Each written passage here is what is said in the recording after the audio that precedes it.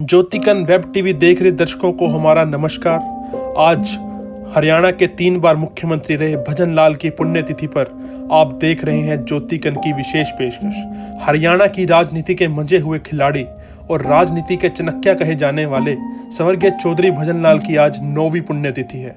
उनके व्यक्तित्व और राजनीति की वजह से आज देश प्रदेश में उनको याद किया जा रहा है। चौधरी भजन लाल का जन्म कोड़ावाली ग्राम में गुरु जाम्बो जी के भक्त रेहड़ा राम की 16वीं पीढ़ी में खराज जी के घर 6 अक्टूबर 1930 को हुआ था।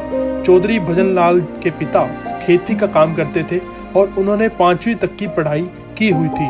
1947 में जब विभाजन हुआ तो चौधरी भजन लाल का परिवार फतेहाबाद के मोहम्मदपुर रोड़ी गांव में आकर बस गया।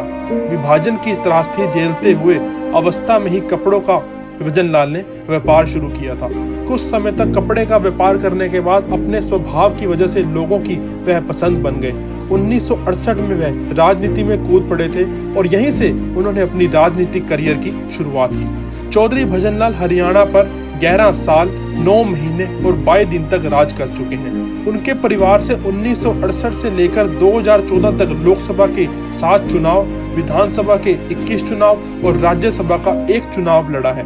फरवरी 2005 को हुए हरियाणा विधानसभा चुनाव में चौधरी भजन लाल ने कांग्रेस प्रत्याशी के तौर पर 86,963 मतों से जीत हासिल करके एक नया कीर्तिमान हरियाणा में स्थापित किया था। सबसे पहले 28 जून 1969 को वे पहली बार हरियाणा के मुख्यमंत्री बने तथा दूसरी बार 23 मई 1982 से लेकर 5 जून 1986 तक हरियाणा की बागडोर भजन लाल ने संभाली और तीसरी बार 24 जून 1991 से लेकर 8 मई 1996 तक वे मुख्यमंत्री रहे। भजन लाल करनाल और फरीदाबाद लोकसभा से भी सांसद रहे। 1970 में जब चौधरी भजन लाल केंद्रीय कृषि मंत्री बने तो इस दौरान वे लुधियाना के कृषि विश्वविद्यालय में एक बैठक में भाग लेने के लिए गए और वहीं उन्होंने निश्चय कर लिया कि हरियाणा में भी एक ऐसा ही कृषि विश्वविद्यालय स्थापित किए जाने की मांग करेंगे और इस मांग पर फूल चढ़ाते हुए चौधरी चरण सिंह के नाम से हिसार में कृषि विश्वविद्यालय की स्थापना की गई, जो आज पूरे एशिया में ख्याति प्राप्त है। चाहे एसवाइल के निर्माण का मामला हो